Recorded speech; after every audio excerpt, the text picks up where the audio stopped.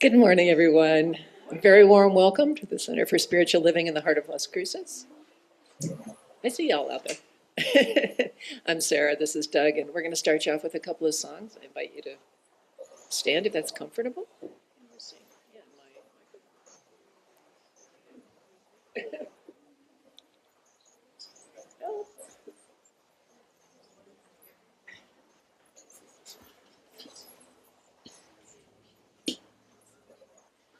It's really not fun to try to be singing in the microphone, and it's getting lower and lower and lower.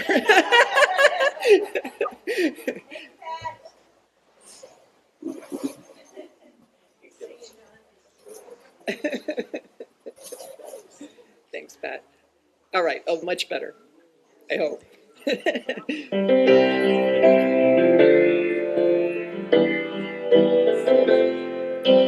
Pour yourself in me, pour yourself into my heart. Oh, wonderful Spirit, pour yourself in me, pour yourself into my heart. Oh, wonderful Spirit, pour your love in me, pour your love into my heart. Oh, wonderful Spirit, pour your love in me, pour your love into my heart.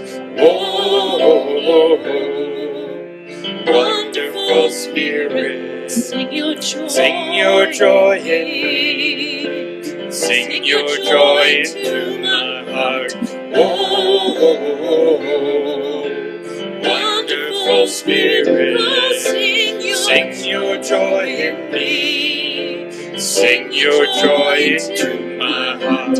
Oh,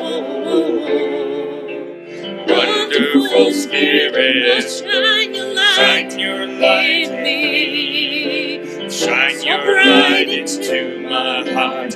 Oh, wonderful Spirit, shine your light in me, shine your light into my heart. Oh, wonderful Spirit, oh, wonderful Spirit.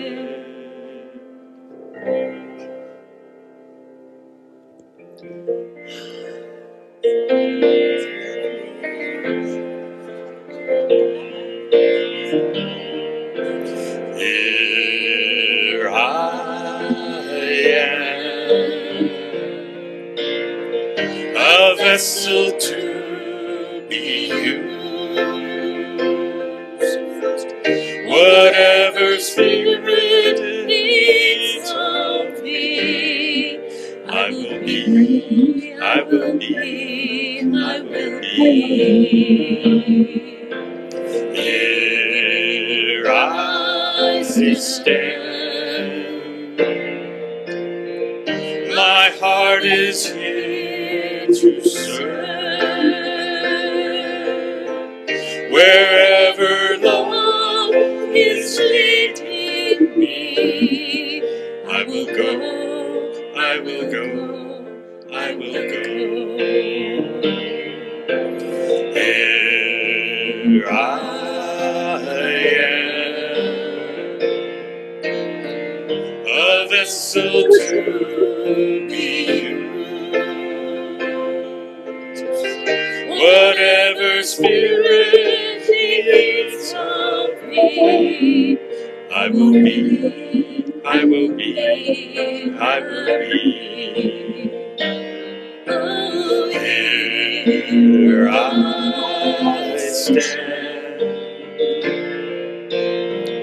my heart is here to serve. Wherever love is leading me, I will go, I will go, I will go. I will be, I will be, I will be.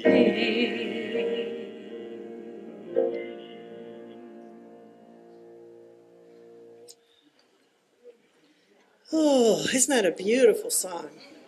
What a nice way to start the morning. So good morning, everyone. And happy Hanukkah to those of you who celebrate Hanukkah.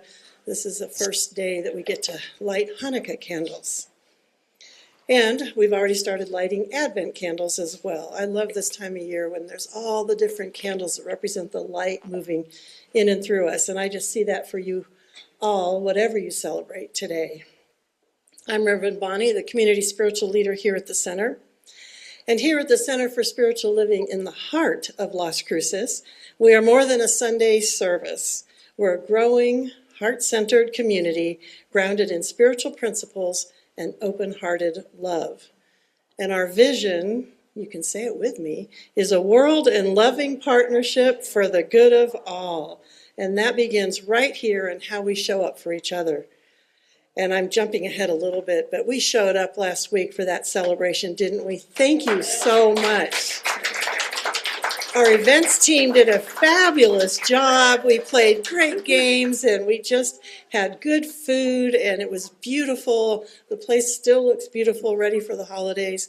So I am so grateful for this community. Back to the script. If you are here for the first time, welcome. We're glad that you found us. And if you haven't already received a gift bag, there are gift bags in the back and out in the social hall. And in those is a gift certificate to the bookstore and also a way to get signed up to get our newsletter. And of course, we always put in a plug for our newsletter. I hope everybody goes and checks out what's happening. I love that I think more people are checking on that than texting me and asking what's up. It's up to date. It's got an interactive calendar. If you need to know what time, what's happening, where, check the website. It's fabulous. And on Christmas Eve, coming up, from 4 to 5:30, the Center for Spiritual Living and Wellspring will join together for a very special musical service, The Light of Hope. We will be celebrating this joyous season with beautiful music, meaningful readings, and an opportunity for deep connection and community.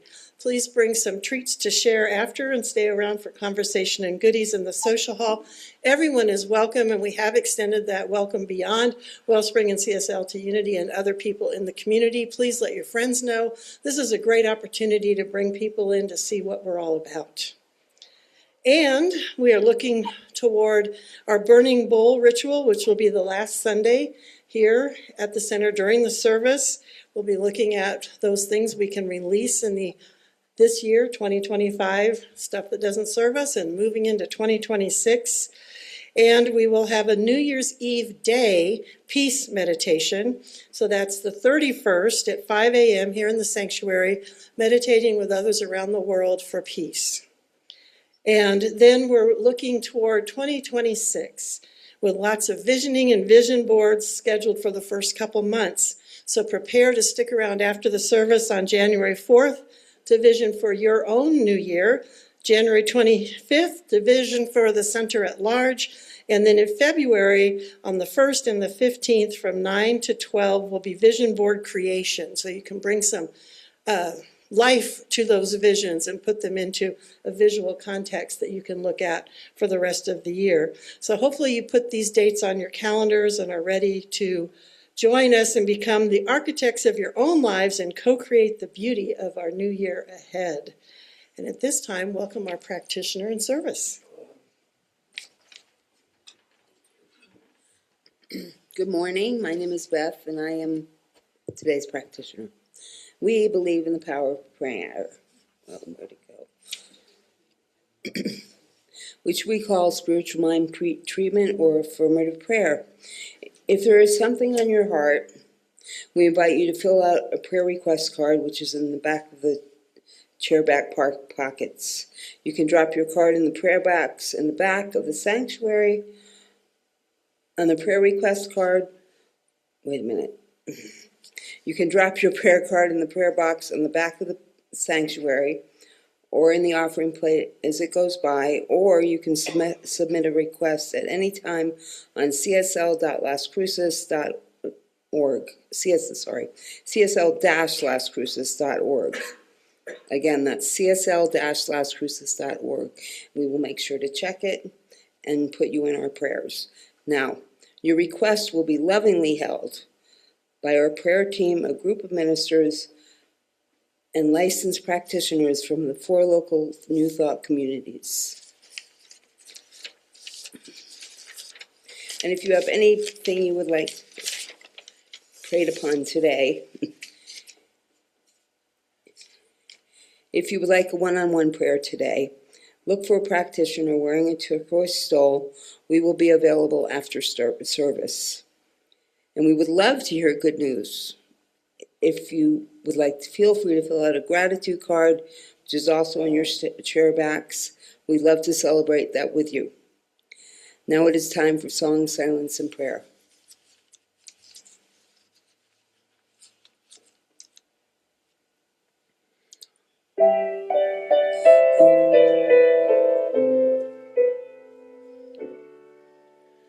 Take a breath, close your eyes, go within, deep inside. The gift is always there to find.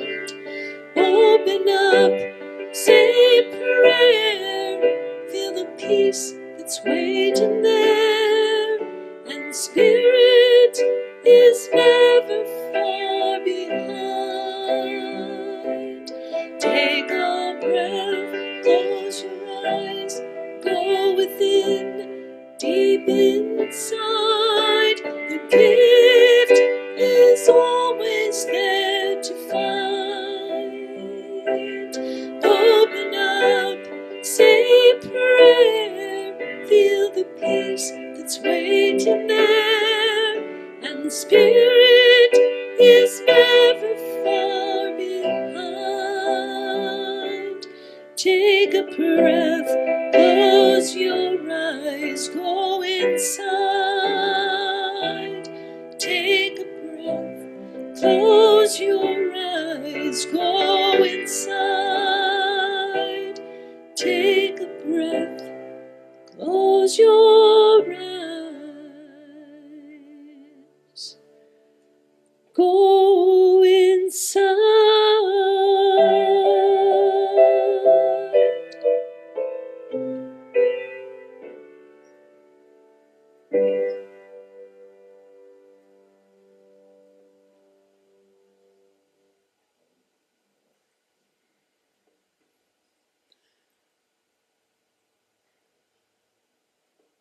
Thank you for bringing us here today. Thank you for being with us, in us, as us, through us.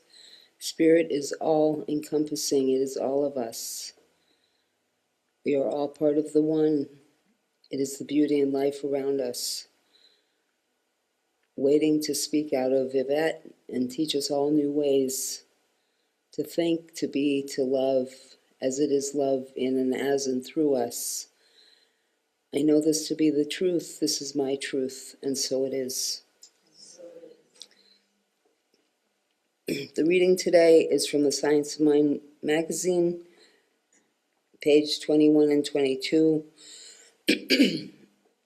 Lifelong Self-Transformation. Throughout our lives, we also go through various transformations, acquiring additional skills and personal growth along the way. For example, we change from a helpless baby to a toddler who learns to walk and talk. We change from a dependent young child to a teenager who seeks greater freedom.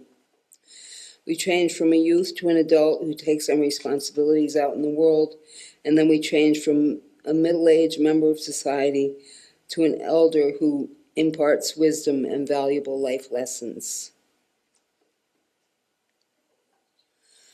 Whatever stage of development we are currently in, we no doubt can benefit from acquiring conscious awareness of our self-transformation processes. While also ensuring that we are fully awake to our divine presence in the world. And so it is. It's our privilege and delight to have Pat DeSamuel here to do the special music, so give him a warm welcome.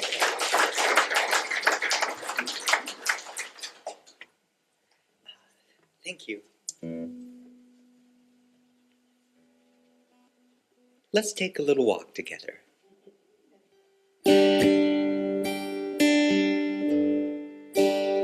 No snowflakes flutter down tonight, but the sky is clear, the stars are bright, and frost has put lace dresses on the needles of each pine. And one worn jacket's warm enough to safely temper winter's touch and turn its bite to tingles on your fingertips and tongue. This is winter, deep midwinter, blank beginning and year's end, when darkness like a dream and like a mystery descends in gifts of rest and quietness, of holy nights and days. While winter's dark lets winter stars light a pilgrim way. The fallow fields lie bright and chill, and all the country roads are stilled as sleep looks out from window panes and sits on window sills. Through slumber's deeper cousin roams and softly makes his presence known. There's peace in nature's sleeping that brings peace to me also. This is winter, deep midwinter, blank beginning and year's end, when darkness like a dream and like a mystery descends in gifts of rest and quietness, of holy nights and days. While winter's dark lets winter stars light a pilgrim way. The doe in white and dappled brown upon her thatch has bedded down, and gophers neath the hedgerows now have roundly gone to ground. But I might walk a while yet to think on life, think on rest, and watch the twinkling nebulae released with every breath. This is winter, deep midwinter, blank beginning and year's end, when darkness like a dream and like a mystery descends in gifts of rest and quietness, of holy nights and days. While winter's dark lets winter stars light a pilgrim way. While winter's dark lets winter stars light a pilgrim way.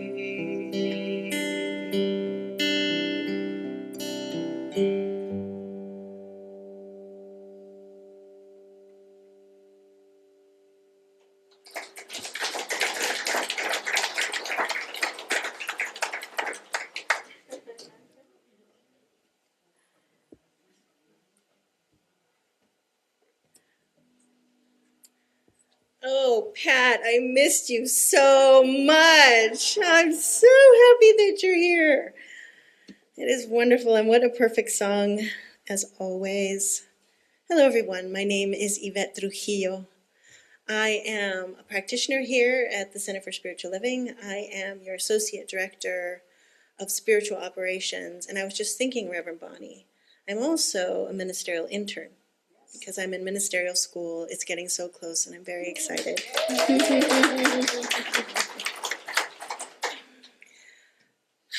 And that song was so perfect. I'm going to move. Sorry, hope you can still hear me. So perfect because where I'm starting today is with my absolute love of this season. And some might think, oh, you love Christmas. That's so nice. And I do. I'm a fan of Christmas. Christmas is cool. But what I'm really fond of is the quiet darkness of this season. And as I came into this philosophy years ago, 25 years ago, I was in Seattle, Washington.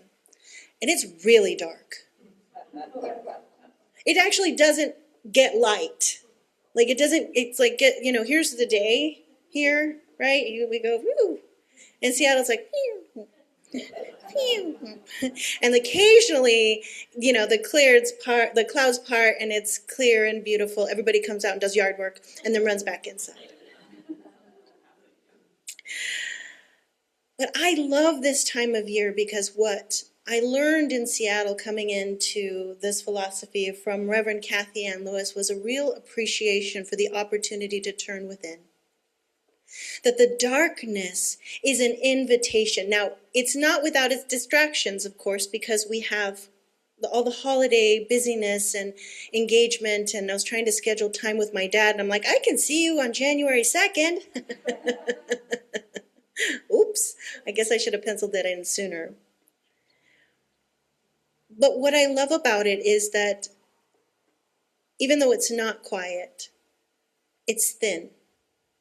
There's a thinness between what has been and what we're moving towards.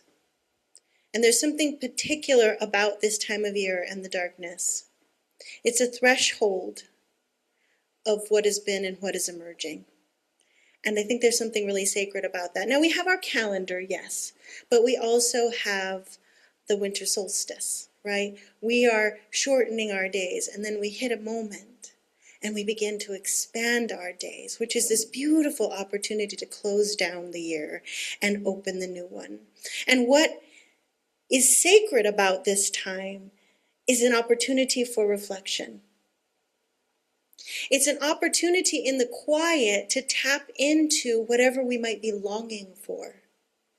As we reflect on the year, for me, this is my practice, as I reflect on the year and I think about all the things that have happened, good, challenging, awful, I get to give it a moment in time because sometimes life is so busy that I'm just like, on to the next, on to the next, on to the next. I'm doing the thing that's right in front of me. I celebrate really quickly and then I move on, or I don't celebrate at all.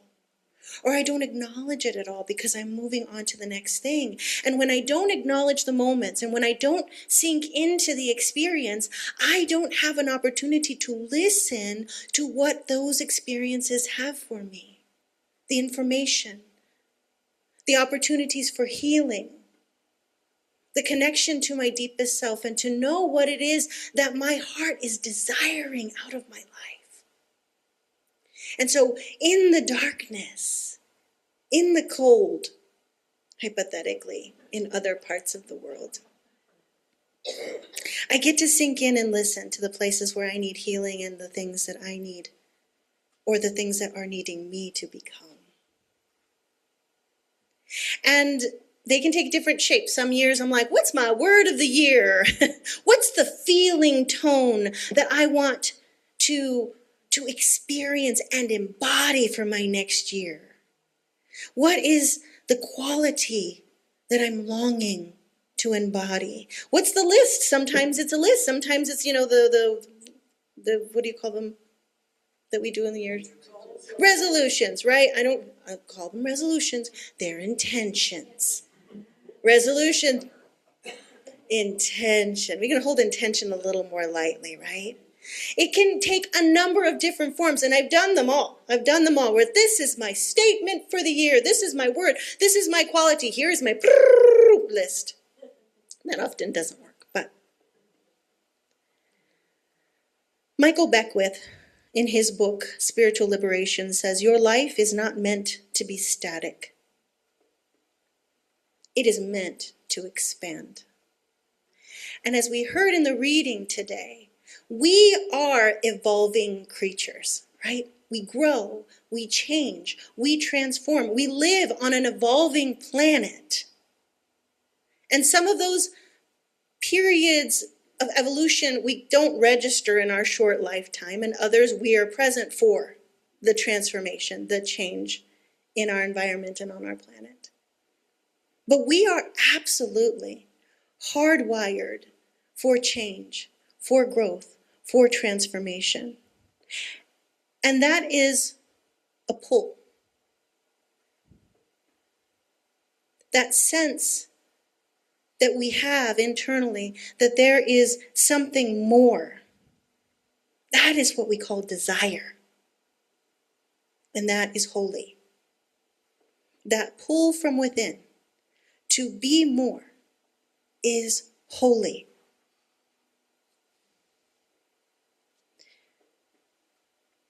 Michael Beckwith also says, pain pushes until vision pulls. Pain pushes until vision pulls. And desire can often appear as discomfort. That thing that is bothering us, work is draining us. It's not engaging anymore. The people are annoying us. What are these problems with these systems? Really? Hasn't somebody thought of a way to do this better? Our relationships that might feel flat or disconnected. A loss of passion or purpose that we might have felt in life. A loss of joy and vibrancy for life, in life.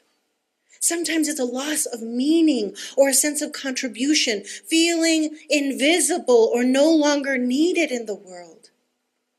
Or long days that feel empty and repetitive. Sometimes the pain pushes until the vision pulls. Discomfort and suffering act like a catalyst. And because I'm a practitioner and also a Scorpio, when people talk to me and they're having hard times, I have to check my face. Because I'm like, yes.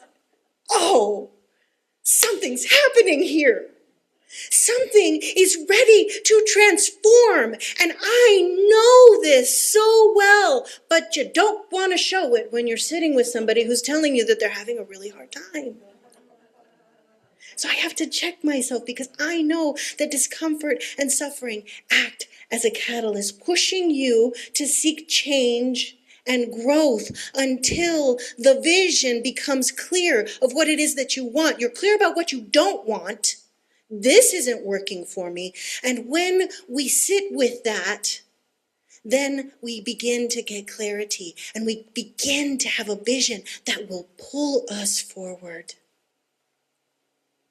And we move from feeling like a passive victim to becoming an active co-creator. That's all the same timeline, my friends. That is all the same timeline. Howard Thurman says, don't ask what the world needs.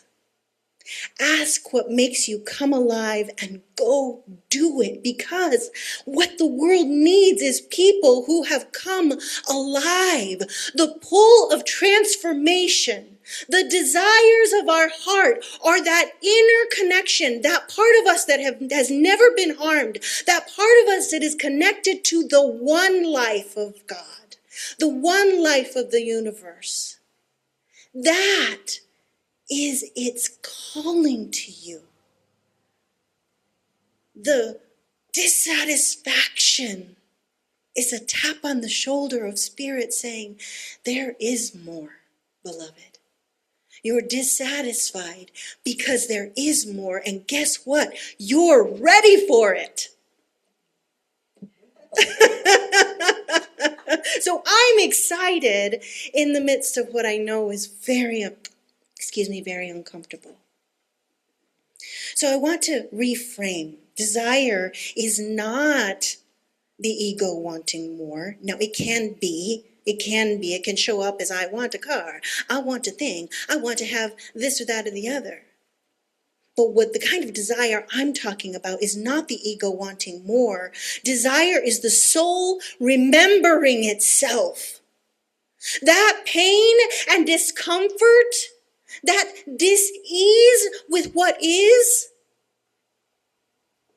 God remembering itself as you and saying, there's more. There is more available. It's life stirring, saying, there is more living awaiting you, my beloved. Even when it hurts. Even when you're scared. Transformation is calling you forward. Transformation is your soul evolving. But here's the pattern to recognize. When your desire grows, right? This is happening in here. When your desire grows, whether it's because I'm ticked off at what is, scared, not knowing, fear almost always follows.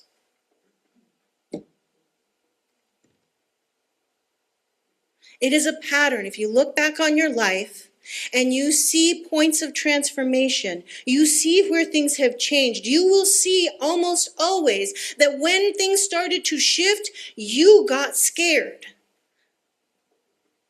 That's okay. It's not criticism. It just is. But recognizing the pattern is really important and really helpful. Now, we've been talking about the snake, right? Shedding its skin. But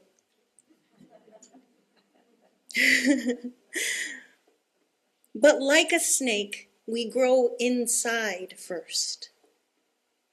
We grow in our thoughts. We grow from this idea of discontent that can begin to take form. If not this, then what, God? If not this, then what? I don't know. And you might yell at the divine. That's okay. God can handle it. God can handle it. But then there starts to take form, right? Just like a snake. It starts to take form underneath the skin. And we grow inside first. So that's the push and pull. But eventually, the old skin, that outer familiar role that we've been playing in our lives, the patterns and identities that we have held so closely, those become too tight. Because we have been changing in our minds and in our hearts. And that's really uncomfortable when the outer layer, when what we have been begins to be too small for who we're becoming, for this big, wonderful life that is calling us forward. It's too tight, but just like when you wear a too tight pair of pants to Thanksgiving or to Christmas dinner, it becomes really uncomfortable. And this is when the ego jumps in. What will they think? What are they going to think of me if I'm different? If I show up different? What if I'm not good at this new life? You're not going to be good at it at first because it's a new life. You weren't good at walking at first. But the ego makes that danger. What if I'm not good at this new life? Who will I become without the old me? And we get scared. It's a pattern. It's okay. It doesn't have to stop us. We may not want this old life anymore, right? Because we're upset with it. It's not enough. It's not bringing us fire and passion anymore. But we know how to survive there. And we're pretty good at it. And what ends up happening is that familiar discomfort feels safer than unfamiliar freedom.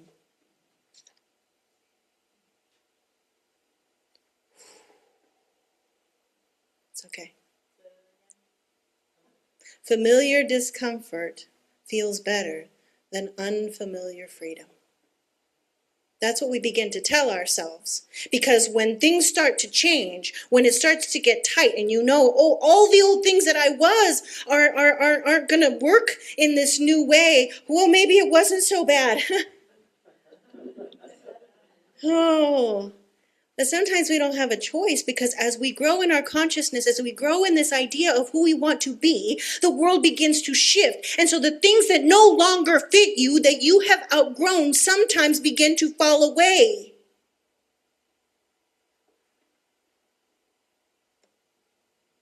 And you think you didn't give it permission, but you did.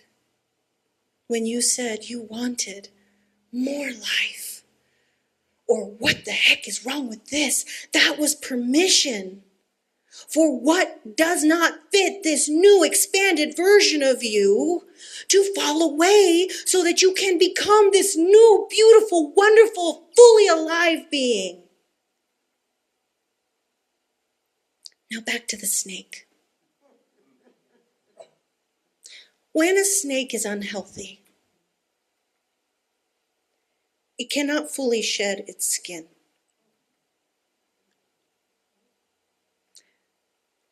I'm not going to try and say it. I wrote it here.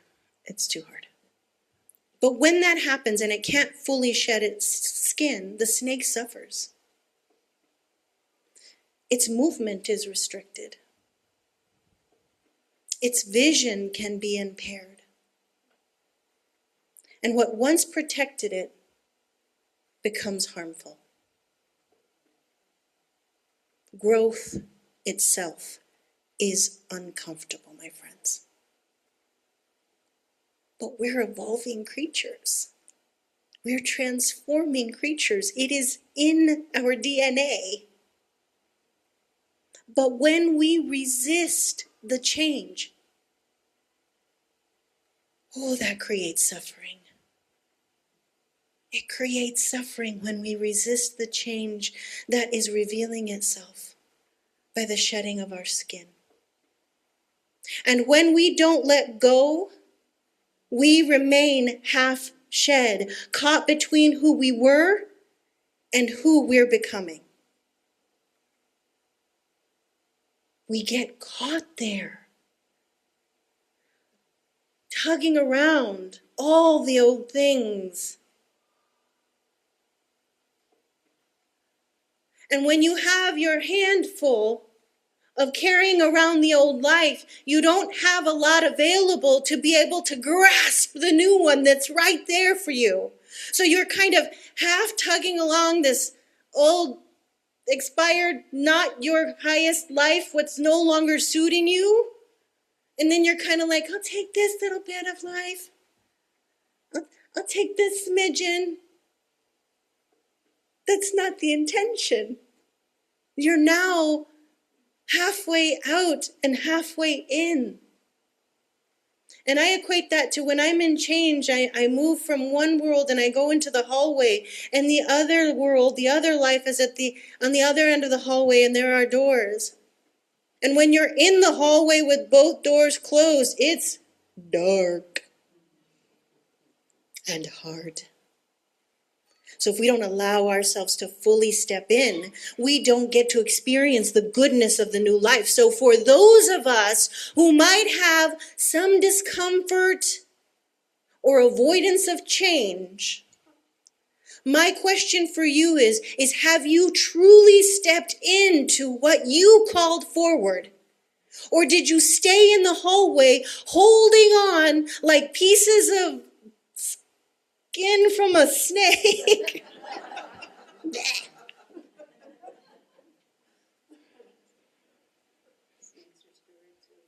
Snakes are spirit too. Thank you, Beth. So what allows the shedding to complete? We'll move on from that visual. Trust. Trust that both the push and the pull are divine. This is not punishment. This is not punishment. This is life expressing more of itself as you. Father Richard Rohr, in his book Immortal Diamond, says, transformation is not about becoming someone new. It's about letting go of who you are not.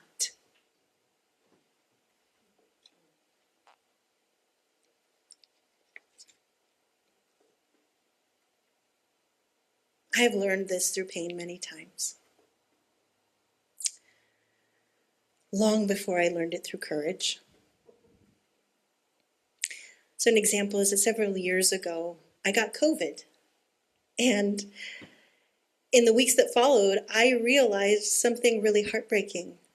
I had lost my singing voice. I didn't have the capacity to breathe. The resonance that I feel when I sing was gone, which was the absolute joy for me. When I sing, there's a vibration in my body cavity that is like shooting me into the heavens.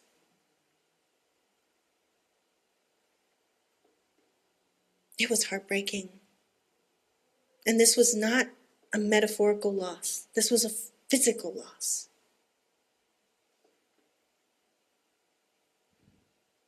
This is something that I'd done since I was a little girl. Something that I absolutely loved and worked at. And it was gone. And it was painful. And it was disorienting. And it was grief-filled. And as I lived with that loss, something else slowly became clear. At work, I had been silencing myself pretty severely. Not speaking up when things were harmful, not naming what wasn't okay, and often not feeling like I had a right to say something about it. And there was a moment right before I got sick, a moment when my truth, my word mattered, and I did not speak. I didn't use my voice. And the pain didn't go away. The pain of that moment of not speaking my truth did not go away. In fact, it intensified. And month after month, it got more painful. Not just the situation, but the ache of everything that I was holding in. The pain that I was experiencing. And almost a year later, I was given another chance. Another moment to speak my truth. And I was terrified. When I stood up to speak my truth, my entire body was shaking. And not like I'm nervous and I'm shaking right now. I was literally shaking.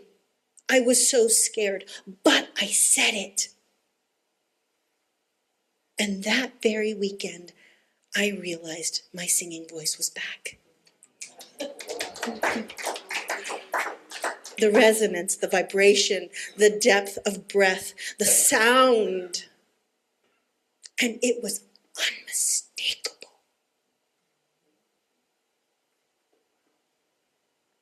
I didn't change because I suddenly got brave. I changed because the pain of staying silent finally became bigger. It finally outweighed the fear I had of speaking. And the pain wasn't punishment. It was pressure. It was pressure. Life pushing me toward courage. life pushing me toward transformation.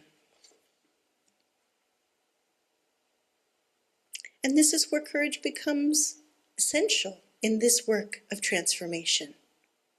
Courage is not fearlessness. It is presence. Fearlessness is like, nothing scares me. Nothing scares me. Presence is, this scares me, and I'm here anyway. And in that movement that I experienced, I was so afraid of being disliked. I was so afraid that they were going to hate me and think awful things of me. So afraid that I was physically shaking, and I didn't speak my truth because the fear left me, but because I didn't abandon myself. This is courage. Brene Brown, in her book Daring Greatly, says, courage starts with showing up and letting ourselves be seen. Courage starts by showing up and letting ourselves be seen. Shedding our skin means releasing our protection of the old way, of the old life, of the old you. Being seen without certainty, that is what shedding our skin means. Being seen as a beginner, that's what shedding our skin means. And being seen without the familiar identity holding us together. But we are evolving creatures. This is part of our process. You are not an exception. You are not messing up. You didn't get it wrong because you're new to this new wonderful life. In fact, it's the opposite. You have the courage to step into the new and be somewhat ridiculous or uncomfortable. This kind of courage isn't reckless. This is faith embodied. So, I want to invite you this week, or through this whole winter period. We've got a lot of dark ahead of us. To tap into what's pushing you, what's pulling you. To remember that no one is punishing you, my beloveds. No one is punishing you. Nothing sacred is being taken away from you. The unhurt whole part of you wanted more. And so you grew. You just grew. So name your desire. I want more ease. I want to feel alive again. Notice where you're clinging, complaining without changing, longing without risking. Practice trust in small ways. One honest conversation that needs to be had, one brave no, one gentle yes. And choose courage. Show up. Be seen. Let the old skin fall away. Let the old you fall away. And especially in these times of shedding our old selves, these times of transformation, it can feel like we have been abandoned by the divine. Like the thing, the light, the joy, the thing that you see that you can hold on to has left us, that you've been forsaken. We have not. We have not. So in closing, I want to share a poem that I had as a child. I don't know where I got it from, maybe my godmother. And it's in Christian terminology, so do the translation in your head because the message is beautiful. To remember that you never walk alone. The poem is called Footprints in the Sand. One night I dreamed I was walking along the beach with the Lord. Many scenes from my life flashed across the sky. In each scene, I noticed footprints in the sand. Sometimes there were two sets of footprints, and other times there were one set of footprints. This bothered me because I noticed that during the low periods of my life when I was suffering from anguish, sorrow, or defeat, I could see only one set of footprints. So I said to the Lord, you promised me, Lord, that if I followed you, you would walk with me always. But I have noticed that during the most trying periods of my life, there have only been one set of footprints in the sand.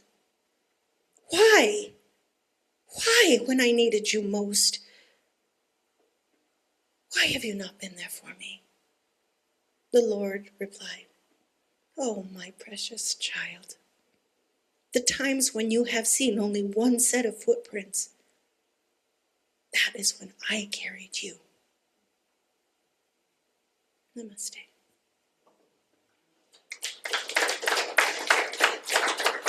And so I invite the practitioners to circle the room as we move into prayer. And we anchor this in, turning our attention to the one life, the one power, the one presence, universe, spirit, divine love, God.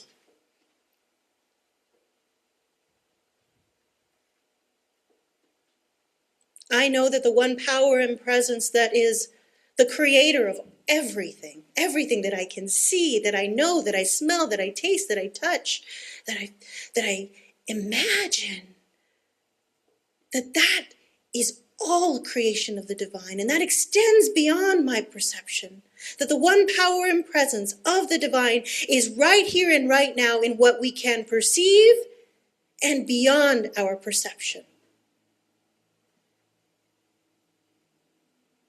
And as I remember that, I remember that I never walk alone. That as life moves with its trials and tribulations, that I have another set of footsteps behind me, beside me, or carrying me.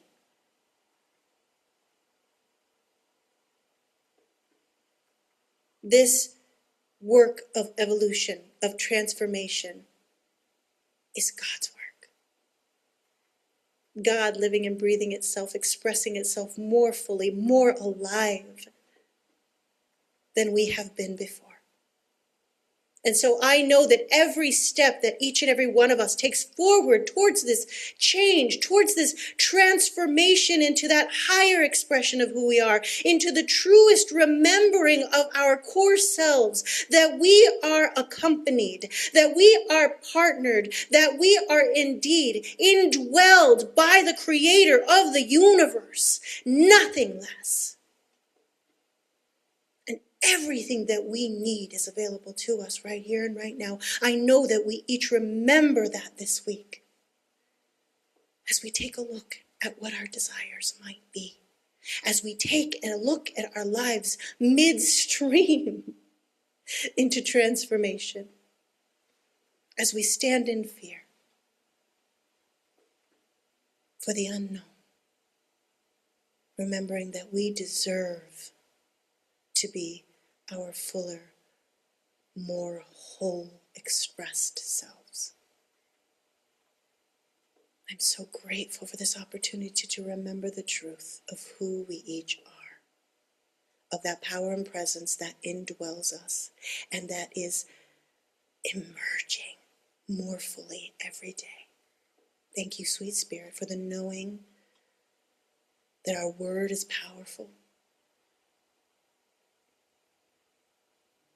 Our word is powerful. And so I surrender my word today, fully and with abandon, knowing that God is on the job, that Spirit has this, and Spirit has each one of us. And together we say, and so it is. Amen. Pat.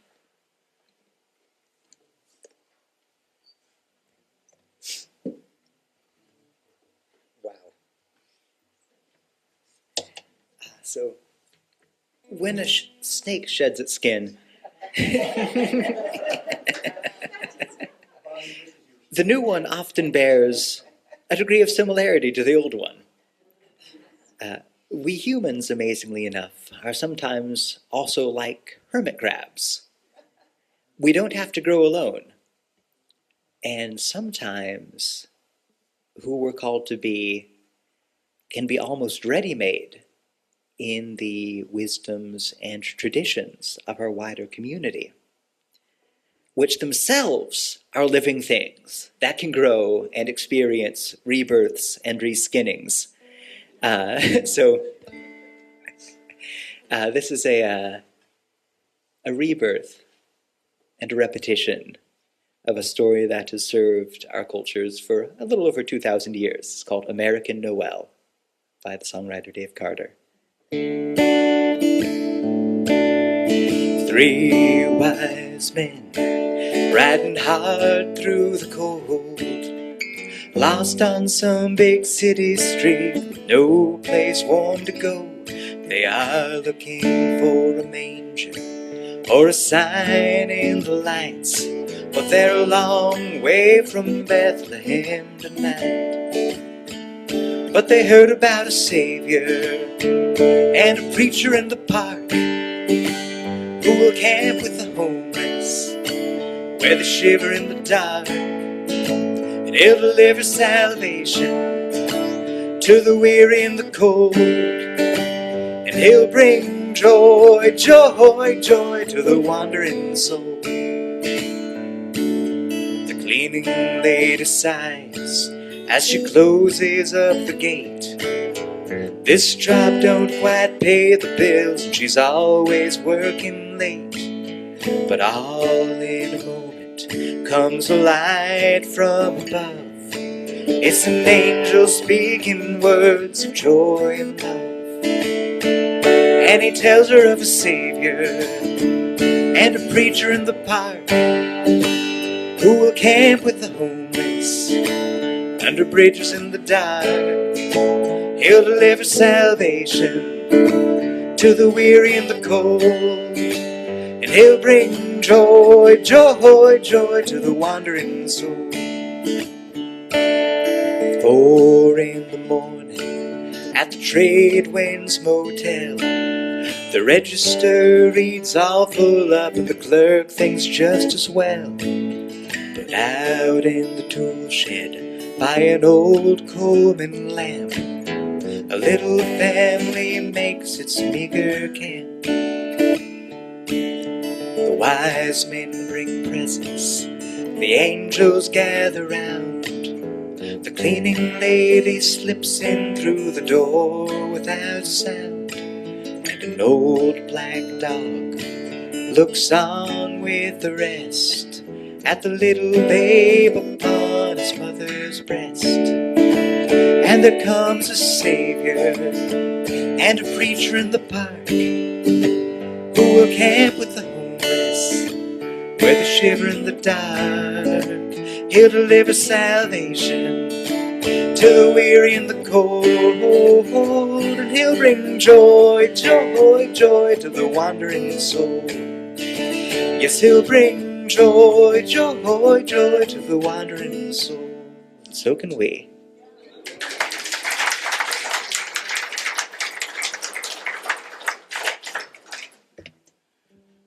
Thank you, Pat.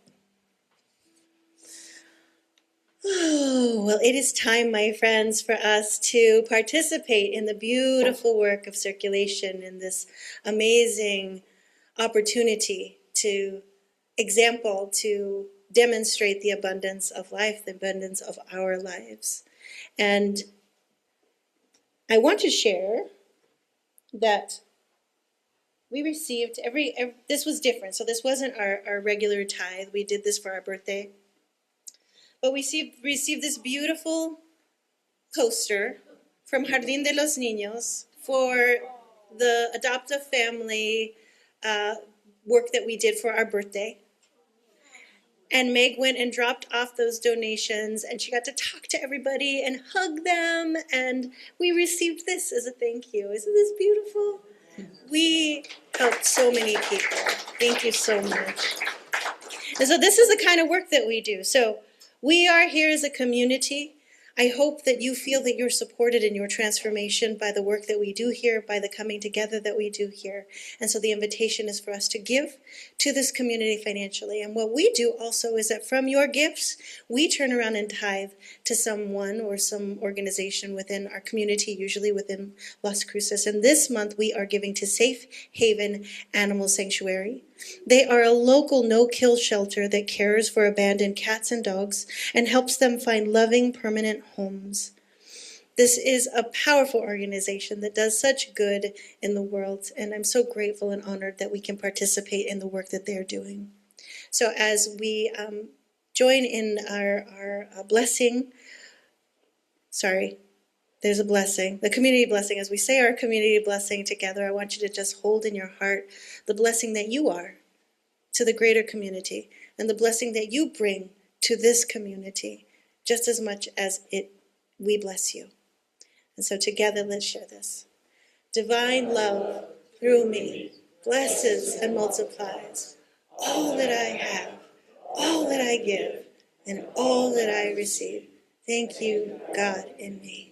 And we are going to sing, I Am So Blessed, as the plates are passed around.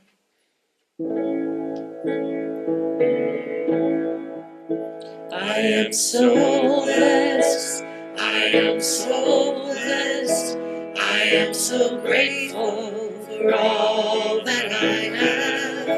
I am so blessed, I am so blessed, I am so grateful, I am so blessed. I am so blessed, I am so blessed, I am so grateful for all that I have. I am so blessed, I am so blessed, I am so grateful, I am so blessed, I am so grateful, I am so blessed. Yes, sweet Spirit, I know that we are indeed so blessed. That this community is a light. Each person that moves forward from this room today, each person that moves forward from hearing this beautiful community message and music today, I know steps out into the world and is a blessing. And so I'm grateful for these offerings, for these gifts towards this community that help us to grow, that help us to be financially strong, sturdy, and fierce in this work that we do. Thank you, sweet Spirit. And so it is. Amen. So I want to remind everyone that there are practitioners in turquoise stoles that are available to pray with you if you need some prayer support today, or go to the website and submit a prayer there. I bless you for this beautiful week ahead, and let us sing something. What are we singing, Sarah? Let there be peace. Let there be peace. I invite you to stand up and circle the room if you are able. If you're comfortable, if not, we'll come to you.